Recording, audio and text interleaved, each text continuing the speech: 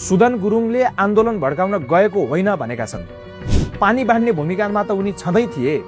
बालेनले भनेकै मान्ने हो भने देश जलिरहेका बेला व्यवसायी र रेस्टुरेन्टले किन पानी मागेका थिए र उनीहरूले मागेको भए आन्दोलनकारीहरूलाई पानी बाँड्न किन गयो काठमाडौँ महानगरपालिकाको गाडी।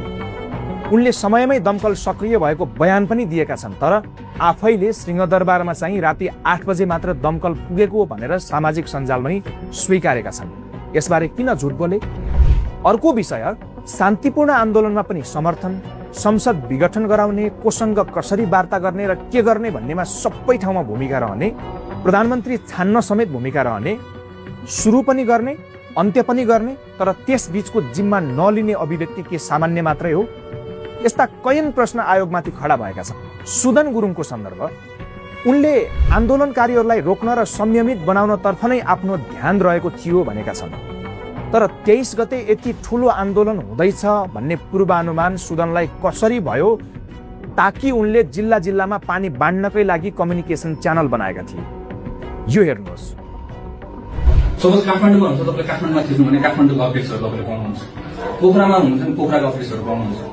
हाम्रो धेरैवटा च्याप्टर्सहरू सबैजना एक्टिभ भइसकेको छ होइन। यसमा इनकेस कुनै सिटीमा तपाईँहरू गर्न चाहनुहुन्छ भने हामीलाई मेसेज गरिदिनु होला, हामी नेपाललाई हामीले अर्को ग्रुपमा हामीले एड गरिदिन्छौँ, सो द्याट यो चाहिँ तपाईँहरूको कम्युनिकेसन च्यानल हुने। सपोज अब हामी काठमाडौँमा गयौँ होइन, welcome to the official Discord हुन्छ, कुनै कुरा अब हामीले प्रोटेस्टको लोकेसन चेन्ज गर्यौँ भने हामीले अनाउन्समेन्ट गर्छौँ। त्यही भएर अलवेज तपाईँको फोन चाहिँ एक्टिभमा राख्नु होला, नोटिफिकेसन आउने बित्तिकै चेक गर्नु होला इनकेस हामीले लोकेसन चेन्ज गर्यौँ भने चाहिँ है। सुदन गुरुङ पानी बाँड्ने भूमिकामा मात्र थिएनन् भन्ने प्रमाण हो उनले आन्दोलनका लागि लिएको स्वीकृति। 23 गते शान्तिपूर्ण आन्दोलनका लागि भन्दै 3 जनाले स्वीकृति लिएका थिए, पुरुषोत्तम यादव, सबल गौतम र सुदन गुरुङ। यसमध्ये सुदन गुरुङले स्वीकृति लिएको चर्चा नै भएन। यसबारे आयोगले पनि केही बोलेको छैन।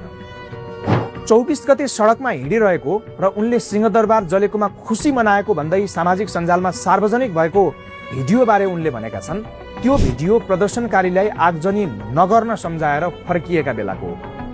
त्यसपछि उनले प्रहरीसँग संवाद भएको विषय पनि भनेका छन्। बालेन र सुदन गुरुङसँग मात्र सेना र प्रहरीले किन सम्पर्क गर्न खोजिरहेको थियो? उनीहरूले भनेपछि मात्र भिड नियन्त्रणमा आउँछ भन्ने र सेनाले बालेन, सुदन र रासोपालाई महत्त्वपूर्ण स्टेक होल्डर मान्नुको कारण के थियो? यो नेक्ससबारे प्रतिवेदन मौन छ। उसले प्रतिवेदनमै भनेको छ, आन्दोलनभन्दा 2 दिन पहिलेदेखि नै बोतल बम बनाउने योजना सुरु भएको थियो, तर यो बम बनाउन खोज्ने र डिस्कर्डमा सार्वजनिक गर्ने को थिए? यसबारे किन आयोग बोल्न सकेन? डिस्कर्डमा के भएको थियो यसबारे त म एकछिनमा आउँछु नै। अहिले उनै सुदन गुरुङ एकाएक गृहमन्त्रीका रूपमा आएका छन्, तर आफै शङ्कास्पद भूमिकामा रहेका उनले आफैमाथि अनुसन्धान गर्ने जिम्मा आइपरेको छ। हिजो आफू सरकारी अड्डा जोगाउन गएको भनेका उनले आफूले जोगाउँदा समेत नजोगिएको संरचना जलाउने को हुन् भनेर खोज्छन्, वा ओमप्रकाश अर्याल गृहमन्त्री रहँदा जस्तो दबाब दिएर आगजनीमा संलग्न रही पक्राउ परेकाहरूलाई छुटाउनतर्फ लाग्छन्। त्यो भने उनको अर्को परीक्षा हुनेछ।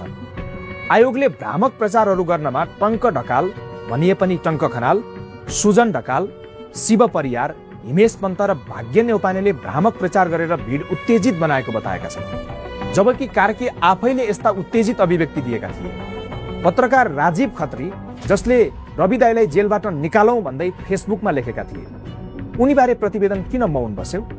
ज्वाला सङ्ग्रौलाले त रविलाई जेल ब्रेक गराउन आफूहरू गइरहेको भिडियो नै सार्वजनिक गरेकी थिए।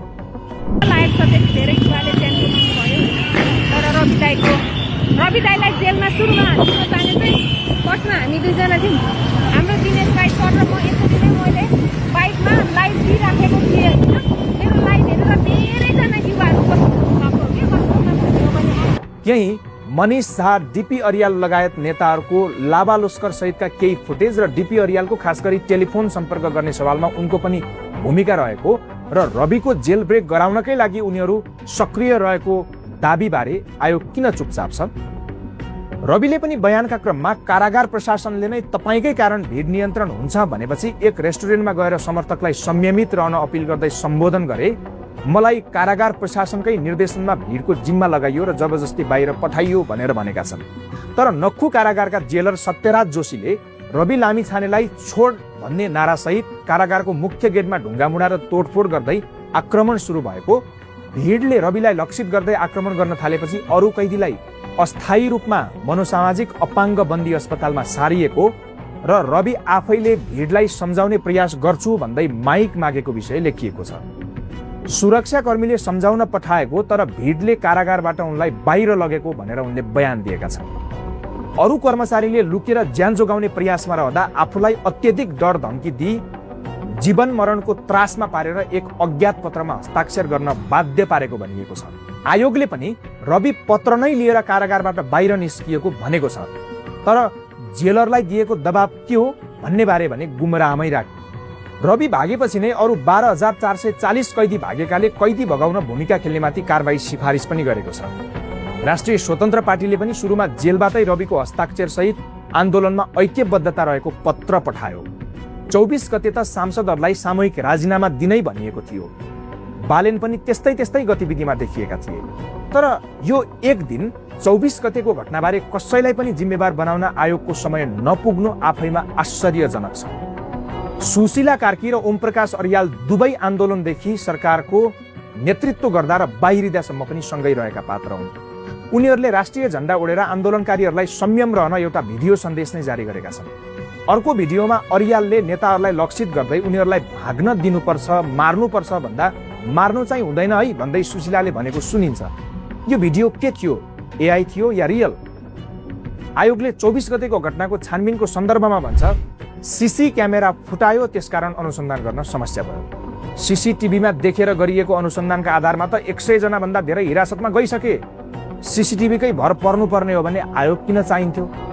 अनि स्कुल ड्रेसमा बालबच्चाहरूलाई पठाए गोली हान्दैन भन्ने आइडिया कसको थियो? राजनैतिक आन्दोलनमा पठाउने विद्यालयहरूमाथि सोधपुछ गरियो कि गरिएन? विद्यालय शिक्षा विधेयक पारित हुने क्रममा निजी विद्यालय सञ्चालकप्रति तत्कालीन सरकार अनुदार देखिएको भन्ने आरोपको प्रतिकारका लागि कतै विद्यार्थीको प्रयोग गरिएको त थिएन? विद्यालय ल्याएर घरसम्म पुर्याउने जिम्मेवारी बोकेका विद्यालय र त्यसका सञ्चालक कानुनी दायरामा आउनुपर्ने हो कि होइन? आयोग बोल्दै बोलेन। अर्को विषय आइजिपी दानबहादुर कार्की बारे। प्रहरी कार्यालय रानीपोखरीको प्रमुखका रूपमा रहेका कार्कीले रविलाई कारागारबाट निकाल्ने र आफू आइजिपी बन्ने गलत भ्रम र कुनियत राख्दा प्रहरी र देशले ठूलो क्षति बेहोर्नु परेको भन्दै आयोगमा उजुरी नै परेको थियो। तर यो उजुरी अनि रविको जेल ब्रेकमा उनको भूमिका के छ भन्ने बारे आयोग बोल्दै बोलेन। आयोगकै कार्यालयमा प्राप्त उजुरी बारे समेत बोल्न सकेन भने बाहिरबाट खोजेर यो आयोगले के अनुसन्धान गर्यो होला? उनको कर्तव्य पालनका सन्दर्भमा भएको कमी कमजोरी बारे भने कारबाही सिफारिस गरेको छ। अर्थात् यो प्रतिवेदनको 907 वटै पृष्ठ पूर्ण रूपमा पढ्नुभयो भने पनि अहिलेको सरकार पक्षमा जो छन् कोही पनि दोषी छैन, देखाइएको छैन। यसो पनि हुन सक्ला र साँच्चै हो भने फेरि रामराज्य सुरु भयो भन्दा पनि फरक नपर्ला। अर्को कुरा, यदि प्रतिवेदन नै आधिकारिक र पूर्ण हो भने यसमा लेखिएको भाषा र व्याकरणगत त्रुटि त पुरै गरी साध्य छैन। गौरीबहादुर कार्कीका विश्वास पात्रको ल फर्ममा लेखिएको प्रतिवेदन सक्कली हो या नक्कली, यो पनि प्रश्नको घेरामा छ। किनकि प्रतिवेदन सार्वजनिक गर्नु पूर्वको जुन 1 महिना रह्यो, यो अवधिमा सरकार कसको आउने भन्ने माहौल अनुसार प्रतिवेदन लेखिएको त होइन भन्ने गुन्जायस केही क्षेत्रमा उठ्न थालेको छ।